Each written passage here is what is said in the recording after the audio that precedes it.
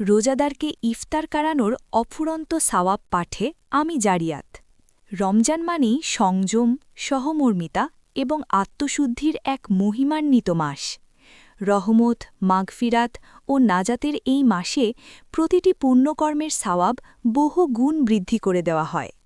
এই পবিত্র মাসে আমরা কেবল নিজেদের ইবাদতেই মগ্ন থাকি না, বরং একে অপরের প্রতি সাহায্যের হাত বাড়িয়ে দেওয়াও এই মাসের অন্যতম শিক্ষা। বিশেষ করে একজন রোজাদারকে ইফতার করানোর মাধ্যমে যে জান্নাতি আনন্দ এবং সাওয়াব অর্জিত হয় তা মহান আল্লাহর এক বিশেষ নেয়ামত। মূল বক্তব্য: রোজাদারকে ইফতার করানো শুধু একটি মানবিক কাজ নয়, এটি একটি উচ্চ মর্যাদাসম্পন্ন ইবাদত।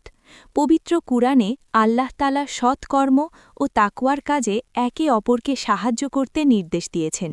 সূরা মাইদা আয়াত ২।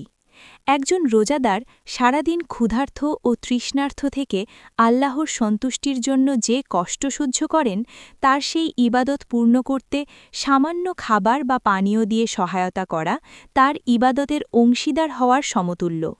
রাসূলুল্লাহ সাল্লাল্লাহু আলাইহি ওয়াসাল্লাম ইরশাদ করেছেন, যে ব্যক্তি কোনো রোজাদারকে ইফতার করাবে সে তার সমপরিমাণ সাওয়াব লাভ করবে, অথচ রোজাদারের সাওয়াব থেকে কোনো অংশ কমানো হবে না।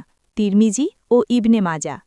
এই মহান সাওয়াব অর্জনের জন্য বিশাল ভোজের আয়োজন বাধ্যতামূলক নয়। একটি খেজুর বা এক গ্লাস পানি দিয়েও যদি কেউ কোনো রোজাদারকে ইফতার করায়, তবে সে পূর্ণ সাওয়াবের অধিকারী হবে।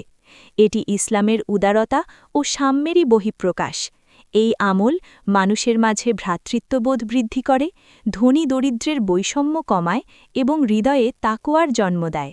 তবে মনে রাখতে হবে, ইফতার করানোর মূল লক্ষ্য হতে হবে আল্লাহর সন্তুষ্টি এবং আন্তরিকতা। এখানে যেন কোনো লৌকিকতা বা অপচয়ের স্থান না থাকে। উপসংহার: রমজান আমাদের শেখায় নিজের সুখের পাশাপাশি অন্যের মুখে হাসি ফোটাতে। তাই আসুন, এই বরকতময় মাসে আমরা কেবল নিজেদের নিয়ে ব্যস্ত না থেকে অভাবী ও প্রতিবেশী রোজাদারদের পাশে দাঁড়াই।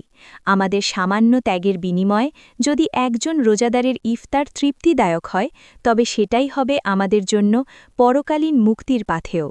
সহমর্মিতা ও দানের মাধ্যমে আমরা আল্লাহর নৈকট্য অর্জনের চেষ্টা করি। আর্টিকেলটি ভালো লাগলে একটা লাইক, শেয়ার, সাবস্ক্রাইব আশা করতেই পারি বস।